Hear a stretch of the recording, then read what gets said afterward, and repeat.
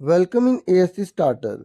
Dear student, ये ना last year का प्री बोर्ड का क्वेश्चन पेपर है और इस वीडियो में मैं आपको ना इस पूरे पेपर को दिखा रहा हूँ और इस पेपर में ना मैं आपको एमसीक्यू समझा रहा हूँ और इस वीडियो में मैं आपको पूरे के पूरे पेपर की आंसर की भी दिखा रहा हूँ ताकि आप प्रैक्टिस कर पाएँ और ये जान पाएँ कि आपकी कितनी तैयारी है। ठीक है, तो मैं आपको देखो ये पेपर दिखा रहा हूँ, ये पेपर है। पहले मैं पेपर दिखा रहा हूँ, ठीक है, और आंसर की दिखा रहा हूँ। फिर हम ना एमसीक्यू समझ लेंगे। मैं पेपर और आंसर की इसलिए पहले दिखा रहा हूँ कि अगर केवल कोई बच्चा पेपर देखकर ये आइडिया लेना चाहता है कि उसे कितने क्वेश्चन आते हैं, उसकी तैयारी कैसी है, और बिना आंसर की के वो देखना चाहता है कि उसके कितने आंसर ठीक है, उसको ध्यान में रखकर, ठीक है। तो पहले फटाफट पेपर देख लो और आंसर की देख लो। इंग्लिश मीडियम हिंदी मीडियम दोनों में पूरा पेपर अवेलेबल है, आप आराम से देख सकते हैं।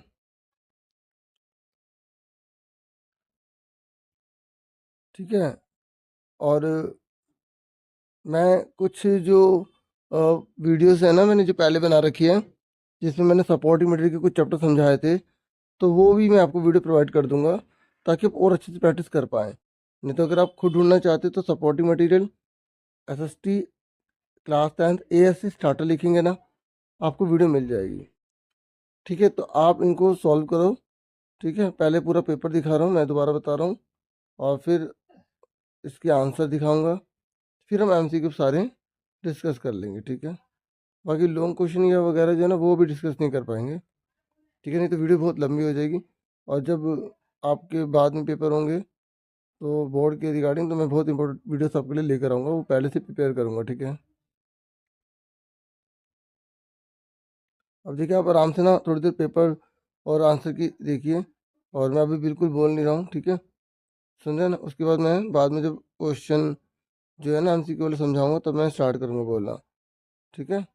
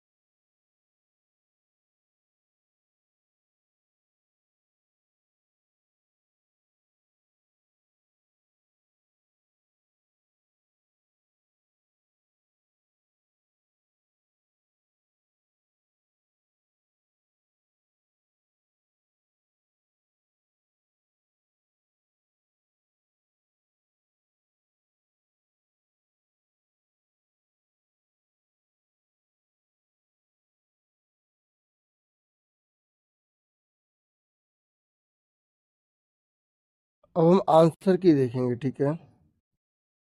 अब आप आंसर की देखिए आराम से, ठीक है। ये आंसर की है।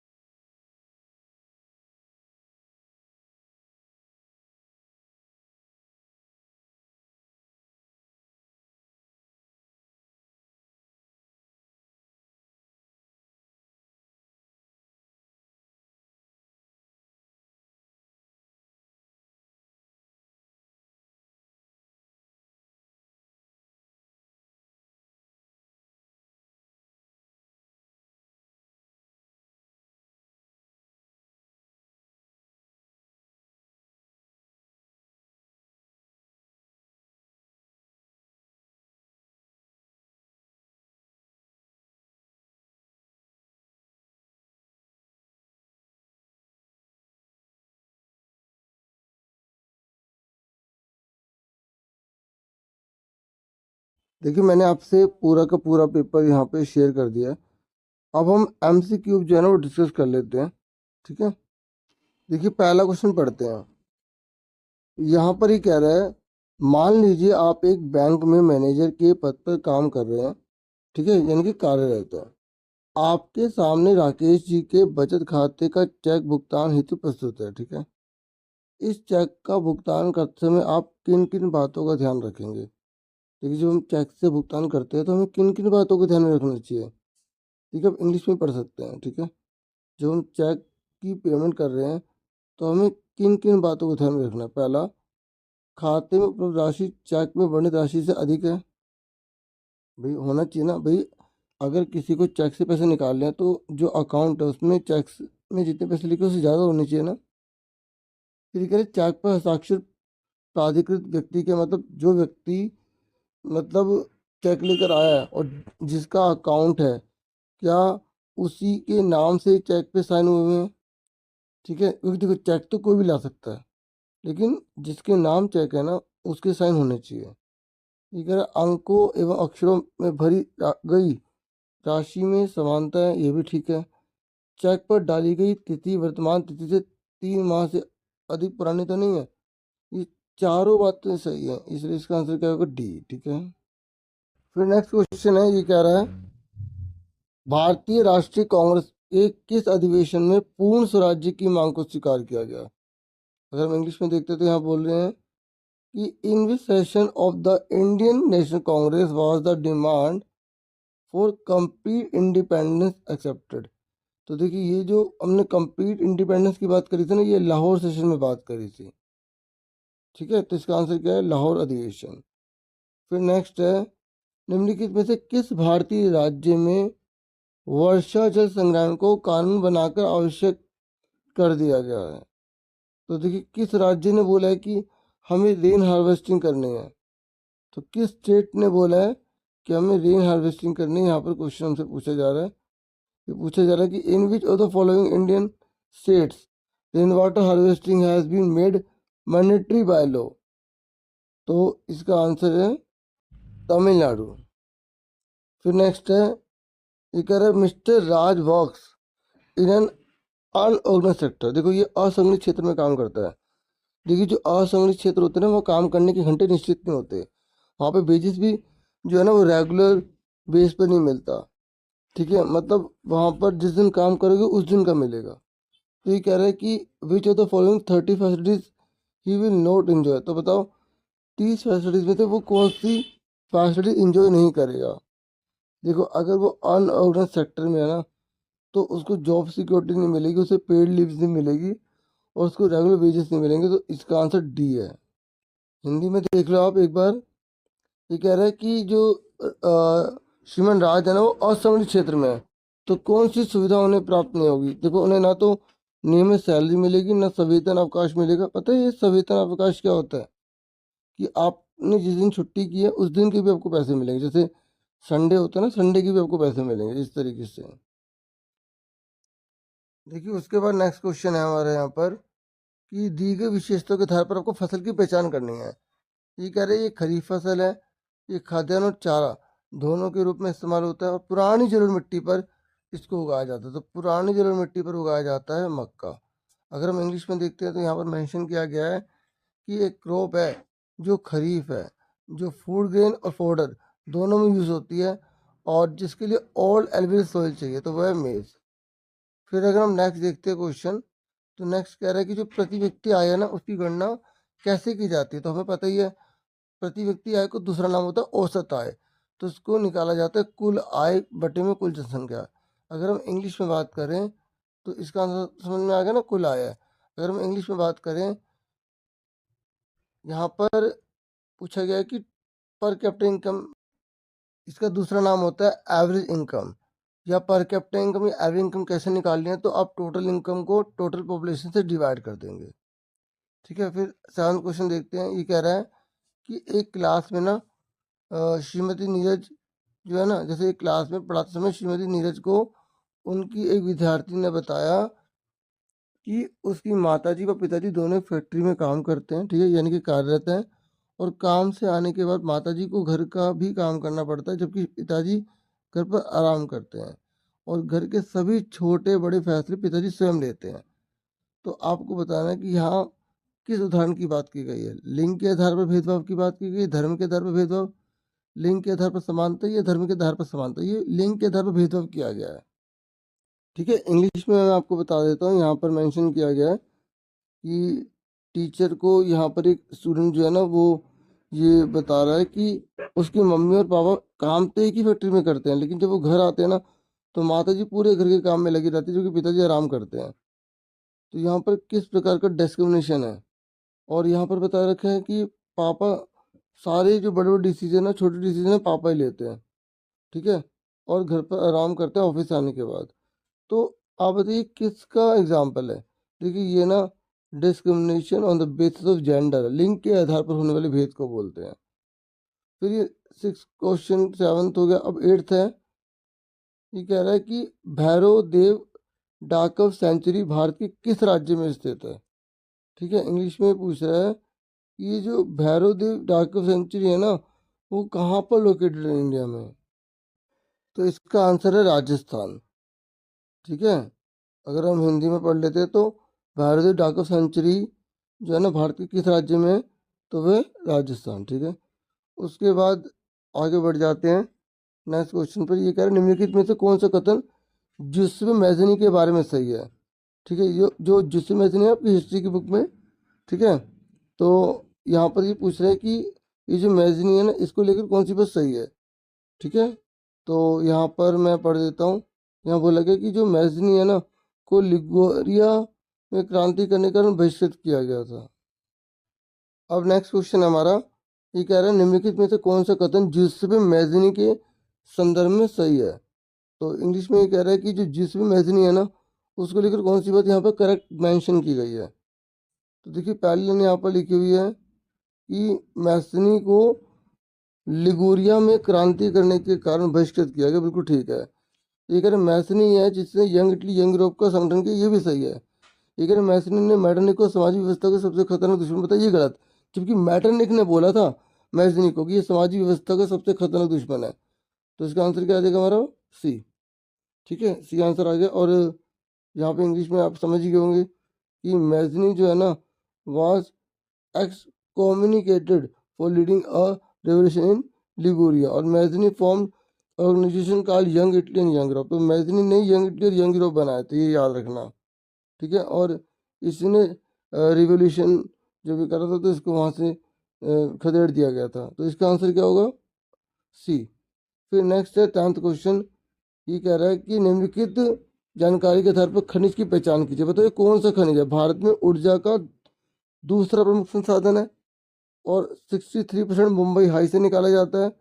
सबसे पुराना है, उत्पादक राज्य असम है और ये अनवीकरणीय संसाधन है। तो सिंपल सी बात है पेट्रोलियम होगा। ठीक है, मुंबई हाई से पेट्रोलियम निकलता है। तो इस तरीके से इंग्लिश में है the second major resource of energy in India. ठीक है, टोटल प्रोडक्शन इन इंडिया 63% है।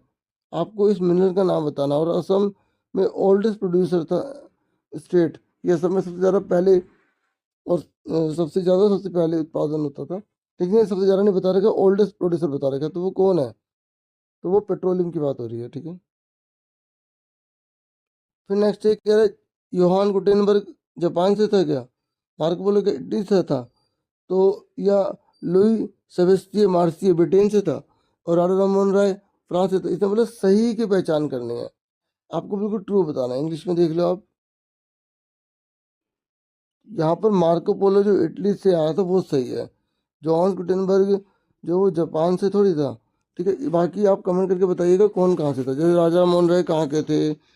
उसके बाद नेक्स्ट क्वेश्चन है हमारा, ये कह रहा है कि मानव विकास रिपोर्ट के विषय में निम्नलिखित में से कौन कौन से कथन सही है, उनको आपको चयन करना है।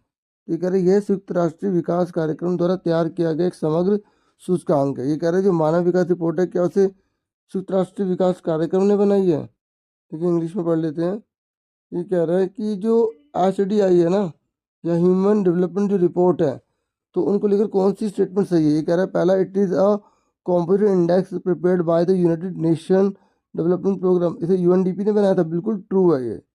दूसरा, इसमें हेल्थ स्टेटस, एजुकेशन लेवल्स और पर कैपिटा इनकम जो है ना क्राइटेरिया लिया जाता है, तो ये भी बिल्कुल ठीक है। हेल्थ को लिया जाता है, एजुकेशन को लिया जाता है और भी चीज़ों को लिया जाता है, लेकिन जो लिखी है ये सारी ठीक लिखी है। ठीक है ना, तो मानव विकास रिपोर्ट जो बनाई जाती है तो ये भी ठीक है, ये भी ठीक है। ये कह रहे विश्व बैंक जीवन की गुणवत्ता के आधार पर मानव विकास रिपोर्ट तैयार करता है। विश्व बैंक जीवन की गुणवत्ता के आधार पर, विश्व बैंक कहाँ से आ गया इसमें। ठीक है ना, तो इसलिए इसका आंसर क्या है, ए।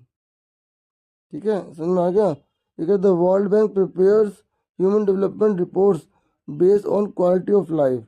तो ये आंसर इसका सही नहीं है, तो इसका आंसर क्या आएगा, पहला दूसरा दोनों ठीक है, तो इसलिए आंसर ए हो जाएगा। ठीक है, फिर ये नेक्स्ट है, कह रहे हैं निम्नलिखित में से कौन सा जायद शस्य ऋतु की फसल है। क्योंकि जायद वो होते हैं जो रबी और खरीफ के बीच में बोई जाती है, तो तरबूज आएगा इसका आंसर। ठीक है, क्या आएगा, वाटरमेलन। ठीक है, याद रखना बच्चों, जो जायद क्रॉप होती है ना वो रबी और खरीफ के बीच में बोई जाती है। जो रबी की फसल है ना वो अक्टूबर नवंबर में बोई जाती है, इस समय सारा गेहूं लगा हुआ है। और मार्च, किसी के यहाँ अप्रैल या मई इस या जून के आसपास कट जाएगा गेहूं। ठीक है, तो वो टाइम के हिसाब से होता है। उसके बाद जो है ना, इसे रबी रबी का एग्जाम्पल था गेहूँ। और उसके बाद जो है ना फिर आपकी जायद की फसल लगाई जाती है, जैसे तरबूज हो गया, खीरा हो गया। फिर उसके बाद जो है वो लगाया जाएगा चावल, धान लगाया जाएगा। ठीक है, जून में कहीं लगा देते, जुलाई में, अगस्त में लगा के फिर अक्टूबर नवंबर में से काट लिया जाता है। ठीक है, तो इसका आंसर क्या है? वाटरमेलन। उसके बाद नेक्स्ट क्वेश्चन अगर हम देखते हैं, नेक्स्ट 14 ये कह रहे हैं एक देश में दो राजनीतिक दल हैं, राजनीतिक दल ए, राजनीतिक दल बी। राजनीतिक दल ए चुनावों में धन, आपराधिक तत्वों का जबकि राजनीतिक दल बी में एक ही परिवार के सदस्यों को उच्च पद प्रदान किए जाते हैं। बताइए ये दोनों राजनीतिक दल किन चुनौतियों का सामना कर रहे हैं? देखो एग्जाम में लॉन्ग क्वेश्चन में भी आते ही आता है कि राजनीतिक दल होते हैं ना, उनके सामने कौन कौन सी चुनौतियां होती है, कौन कौन से चैलेंजेस होते हैं। तो देखिए जो ए है उसमें तो धन, आपराधिक तत्वों का जो है गलत इस्तेमाल हो रहा है। ठीक है, तो ये क्या हो गया, जो जो है ना ये ए वाला क्या कर रहा है? धन का गलत इस्तेमाल कर रहा है। तो यहाँ ऑप्शन देखो कहाँ पर है, ये रहा डी में है। ए धन, बल और बाहुबल का दुरुपयोग कर रहा है। बी क्या कर रहा है? वंशवाद की चुनौती का सामना कर रहा है, अपने ही बच्चों को ऊंचे ऊंचे पदों पर बिठा रहा है। तो इसका आंसर डी हो जाएगा। इंग्लिश में एक बार मैं बता देता हूँ आपको। यहाँ पर ये कह रहा है कि दो पॉलिटिकल पार्टी हैं, एक पॉलिटिकल पार्टी ए है जो मनी पावर का, क्रिमिनल एलिमेंट्स का प्रयोग करती है पावर में रहने के लिए। दूसरा पॉलिटिकल पार्टी बी है जो ये चाहती है कि उसी की फैमिली के मेंबर ही ये सारे जो है नेता वगैरह बने, हायर पोजीशन पर जाएं।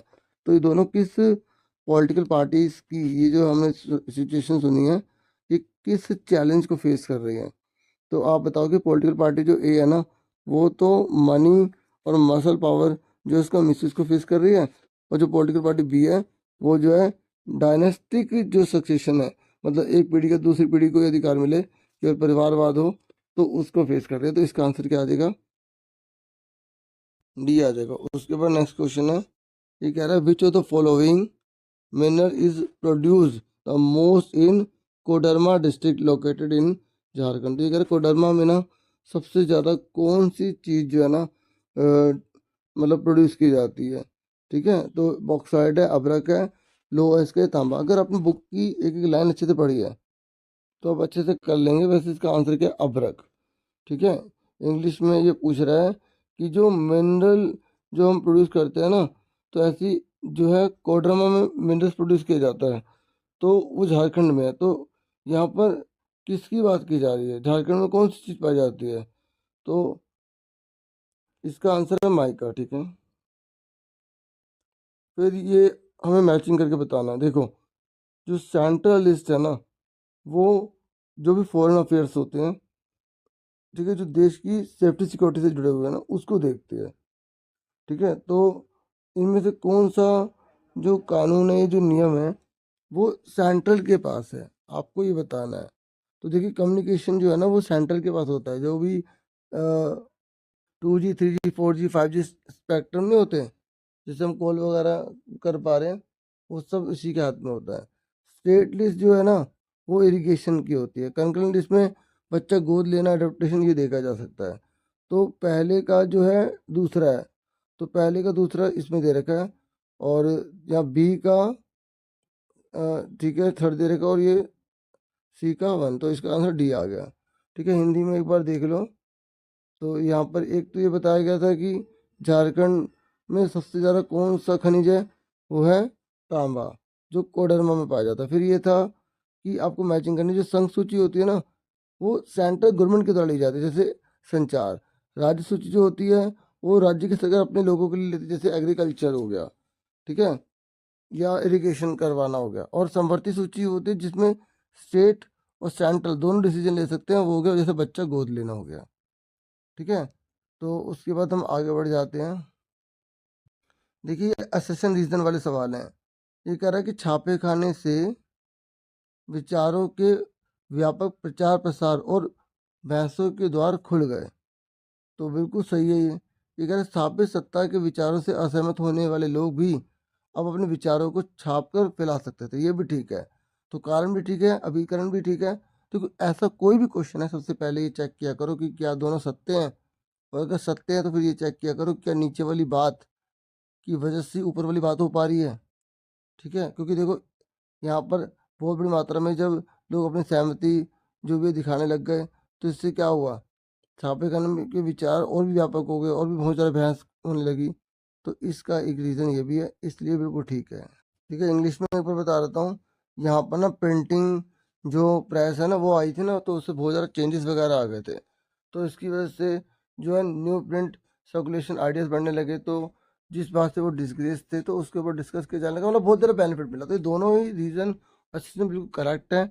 इसका आंसर ए है। मैंने ऑलरेडी इसको भी आपको हिंदी की लैंग्वेज में समझा दिया था, तो वहीं से एक बार दोबारा पढ़ के सुन लेना, क्लियर हो जाएगा। ये कह रहा है कि जवाहरलाल नेहरू गर्व से बांधों को आधुनिक भारत का मंदिर कहते थे। बिल्कुल ट्रू है डियर। ये कह रहे बांधों ने देश की अर्थव्यवस्था को नुकसान पहुंचाया। अरे बांध कैसे देश की अर्थव्यवस्था को नुकसान पहुंचा देंगे, वो तो बहुत बेनिफिट प्रोवाइड करते हैं। और ये तो एग्जाम में लॉन्ग क्वेश्चन भी आता है कि जो मल्टीपर्पज रिवर सिस्टम है इसके क्या बेनिफिट है। तो अब ये बताओगे ना कि उसमें डैम बनाया जाता है, इलेक्ट्रिसिटी प्रोड्यूस की जाती है, उसमें जो है मछली का पालन किया जाता है, नहरों को निकाला जाता है जिससे कि किसानों तक पानी वगैरह पहुंच सके। तो इसका ए सही है, आर गलत है, इसलिए आंसर इसका हो जाएगा सी हो जाएगा। ठीक है। श्रीलंका उसने अडॉप्ट किया था बेल्जियम मॉडल को और पावर स्टीयरिंग के 1956 में, बिल्कुल गलत है। श्रीलंका फेस करता है सिविल वॉर को, बिल्कुल ठीक है। एसेशन गलत है, रीजन ठीक है, तो इसका आंसर डी हो जाएगा। ठीक है, क्या हो जाएगा, डी हो जाएगा। समझ में आ गई, हिंदी में भी इंग्लिश में भी। उसके बाद नेक्स्ट क्वेश्चन है 20। ये कह रहे आप इसे पढ़िए फिर आंसर दीजिए। ये कह रहे फोर्ड मोटर्स एक बहुराष्ट्रीय कंपनी नहीं है। अरे है, ये तो गलत है। और एक बात और बताऊं इंटरेस्टिंग, कि दोनों के दोनों कभी भी गलत नहीं होते, क्योंकि एमसीक्यू में कोई ऐसा क्वेश्चन होता ही नहीं ये कहता है, या ऐसा ऑप्शन ही नहीं होता जो ये कहता है कि दोनों गलत है। तो आपको अगर ये पता लगे ना पहले वाला गलत, तो ये दूसरा वाला 100% सही होगा। ये कह रहा है फोर्ड मोटर्स भारत ही नहीं अपितु दुनिया के कई देशों के लिए उत्पादन करता है, तो ये ठीक है। जब ऊपर वाला गलत है तो फिर हमें ये इन दोनों को तो देखना नहीं होता, तो इसलिए इसका आंसर क्या है, डी। तो देखिए मैंने जैसा कि आपको कहा था कि मैं आपको जो है 20 तक एमसीक्यू वगैरह सारे समझा दूंगा। ठीक है, हालांकि ये सेम नहीं आएंगे, ये सिर्फ प्रैक्टिस के लिए था। आप पूरे पेपर को कीजिए, कहीं पेपर में से बहुत से क्वेश्चन बन के आ जाते हैं। और सपोर्टिव मटेरियल अच्छे से कीजिए जो डीओ के द्वारा इशू किया जाता है, चाहे आपके पास पुराना हो या नया हो, आप उसे प्रैक्टिस कर लीजिए। ठीक है, तो यहाँ पर इंग्लिश में बता दूं कि जो फोर्ड मोटर है वो मल्टीनेशनल कंपनी नहीं है, बिल्कुल गलत लिखा है। ठीक है, फोर्ड मोटर जो कंपनी है वो केवल ना केवल इंडिया में बल्कि दुनिया के देशों में भी सामान को बेचा करती थी। तो रीज़न ठीक है, एसेशन गलत है, इसलिए इसका आंसर डी हो जाएगा। ठीक है, तो इतना ही था इस वीडियो में। Thank you dear, thank you very much. Video को लाइक, चैनल को सब्सक्राइब करें। Take care dear students.